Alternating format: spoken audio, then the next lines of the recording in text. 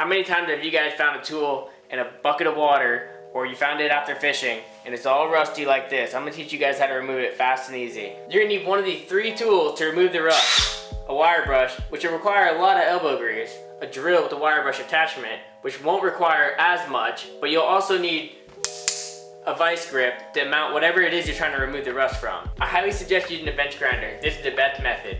Once we get done grinding it down, we're gonna spray it down with WD-40 to help prevent that rust from coming sooner than later. Alright, so the first thing you want to do is put on your safety glasses, start up that machine, and get grinding, guys.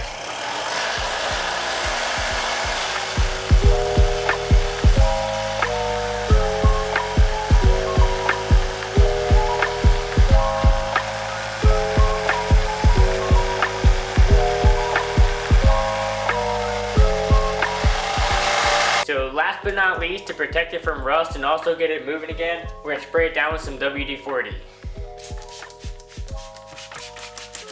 When you're spraying it, make sure to move it around and get that WD-40 into all the moving parts. Alright guys, the results are in. I can move it with a flick. It moved very freely. All that rust is gone and it's ready to be used again.